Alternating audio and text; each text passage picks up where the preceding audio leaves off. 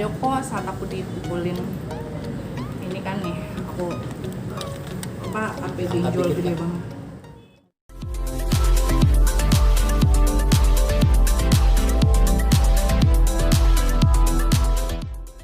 Jangan lupa ya di subscribe dan nyalakan lonceng notifikasinya. Oh, sidang tadi itu ditunda karena kan sebelum PA-nya itu PSBB ya, ada cuti gitu. Itu kan dari pihaknya Rio itu memberikan bukti, dan dari lawyerku itu mau meminta buktinya itu secara real, karena buktinya itu cuma sekedar kertas aja gitu, dan hari ini buktinya itu tidak bisa dibuktikan, makanya sidangnya ditunda gitu. Kalau dari pihaknya kamu sendiri ada pembuktian lain nggak? Pasti ada bukti lain dong ya pastinya kan.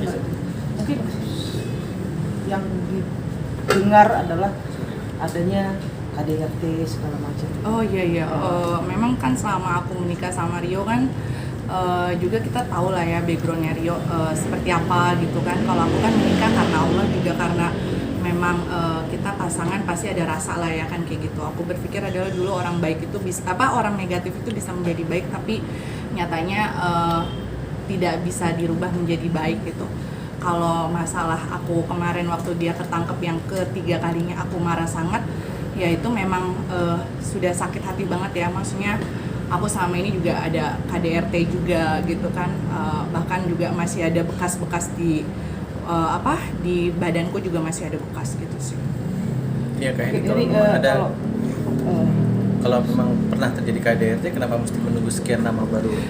Enggak, karena aku pikir kan aku tuh waktu itu kan sempet ke konselor ya, konselor di RSKO segala macam. Memang kalau misalnya orang narkoba itu emosionalnya terlalu tinggi banget dan meluap-luap. Jadi aku pikir aku kasih kesempatan aja, karena kan aku sudah memilih dia untuk menikah dengan dia, berarti segala hal negatif aku harus terima gitu. Jadi dan pernikahan itu bagi aku kan sakral banget, dan ternyata pas dia keluar dari penjara malahan gugat cerai aku, dan aku pun masih berpikir aku bertahan, aku kayak sosok sebagai sebagai malaikat lah, tapi ternyata tidak bisa gitu. Aku pikir juga kemarin ya itu kan cuman yang mungkin dia saat-saat memang emosinya tidak terkontrol atau nanti keluar dari penjara mungkin benar-benar taubat nasuha, tapi yang aku dapat seperti ini ya memang nggak bisa dirubah sih manusianya, seperti itu sih. Oke, pernah ngerasa gak sebagai perempuan nih, saya sudah kasih waktu, kesempatan segala macam, apapun itulah ya, baik materi, pernah gak sih ngerasa saat sendiri gue ini adalah perempuan yang bodoh ya? Oh iya, makanya kemarin pas aku rilis single gitu kan, itu kan aku minta bikinin lagu sama Mas Badai. Aku bilang, Mas, aku sampai detik ini aku masih mau bertahan. Sebenarnya itu lagunya sebelum Rio keluar dari penjara ya, jadi kan aku tetap bertahan. Di situ video klipnya itulah real life-nya aku, kehidupan aku sama Rio. Seperti itu, segitunya aku bertahan, segitunya aku sabar, segitunya aku ikhlas, segitunya aku mendampingi dia. Tapi aku disia-siain, itu aja sih. Merasa bodoh nggak? Iya, aku pas makanya ya? pas aku ngelihat video klipnya itu gitu, jadi aku ngeliat segitu bodohnya aku ya, segitu piciknya pikiran aku saat itu. Kok aku mau ya, kok aku bisa, itu aja sih. Berarti di tanggal 5 November kan bukti apa aja yang sudah banyak bukti. Aku di KDRT-in, aku di sini juga aku ada bekas sundutan rokok juga kan, ini masih ada gitu loh. Terus ada bukti chattingan, ada banyak sekali bukti yang aku sampai mungkin ada setebel ini kali gitu loh bukti-buktinya gitu, karena dia mengajukan gugatan cerai, dan pada saat dia membawa saksi itu semuanya tuh tidak sesuai dengan fakta dan realita yang ada, itu aja. Mbak, ini berarti kemarin video klip itu menggambarkan saat itu dong, kondisi saat itu. Iya, real life aku benar-benar kondisi saat aku menikah sama dia. Memang awalnya kan memang romantis apa segala macam gitu, memang kayak begitu kondisi pernikahan kami saat itu. Termasuk adegan kekerasan di video klip itu sama? Iya, itu benar semua. Ya, Itu kan, kamu pernah mengalami kekerasan verbal ya? Ada trauma gak sih? Bahkan ketika kamu harus mengulang adegan itu Ada. Kemarin aku sama Chris Hatta gitu, ada beberapa kali aku bilang, Chris, aku yang shock banget gitu, yang ketakutan saat dicekek gitu kan. Aku bilang, Kris, tar dulu, aku trauma banget gitu. Dan kejadian kan memang itu di kamar pribadi aku ya, jadi memang terjadinya di situ dan adegan ulangnya pun di situ, jadi benar-benar traumatik banget. Ya kayak kejadian paling parah apa sih sehingga kayak ini jadi sansak hidupnya Rio gitu. Yang paling parah yang pernah dialami dari seperti apa? Aku sih kalau DRT udah 4 kali ya selama menikah gitu, tapi aku masih berpikir ya sudahlah, ini biarkan menjadi hidup aku aja gitu. Tapi kalau misalnya kayak begini gitu kan, ya bukannya aku mau membuka apa gimana gitu, tapi memang kayak kemarin juga kan kejadian yang terjadi di IG-nya Rio gitu, aku udah diam-diam aja tapi dia seperti itu. Jadinya ya sudahlah, sudah semuanya udah terbuka, ya aku buka aja semuanya gitu sih.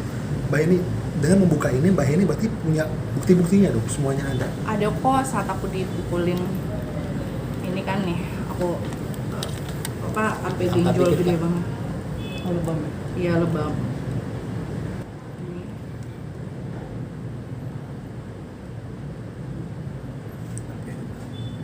Inilah.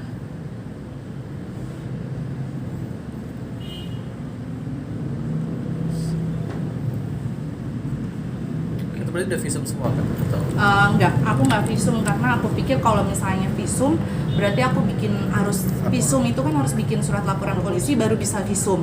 Tapi kalau misalnya aku bikin laporan polisi terus aku visum, kan sama aja aku membuat suamiku pada saat itu menjadi bagian yang dilaporkan gitu loh. Jadi aku pikir ya sudah, biar aja aku simpan aja sendiri gitu sih. Terus pemicu KDRT itu apa? Sebenarnya sih cuman hal-hal sepele aja sih, yang mungkin karena kan kalau balik lagi ya, mohon maaf sebelumnya gitu, maksudnya kalau orang narkoba itu pasti emosinya tuh tidak terkontrol dan sensitif sekali gitu. Ketika kita membuat salah satu titik itu saja itu bisa memicu emosi dia yang sangat luar biasa sekali, itu aja. Ini selain verbal, ada gak yang non verbal yang itu membekas di hati, ucapan yang Ada itu sampai detik ini ucapan itu sangat-sangat sangat-sangat membekas sekali sih sama aku sih gitu. boleh tahu gak? Kalau itu kayaknya nanti aja deh aku ucapinnya. Oke. Atas apa yang sudah dia lakukan, misal gak sih tahu ini mau lapor? Enggak sih, kalau aku sih enggak maksudnya nyeselnya dalam arti gini, kenapa aku masih tetap bertahan sampai dia keluar akhirnya menggugat aku, dan isi gugatannya dan saksinya itu tidak sesuai dengan fakta dan realita. Itu aja sih yang aku sesalin. Tahu gitu kan aku mendingan aku sudahin aja gitu. Tapi kan ini kan proses sidang sedang berlangsung nih.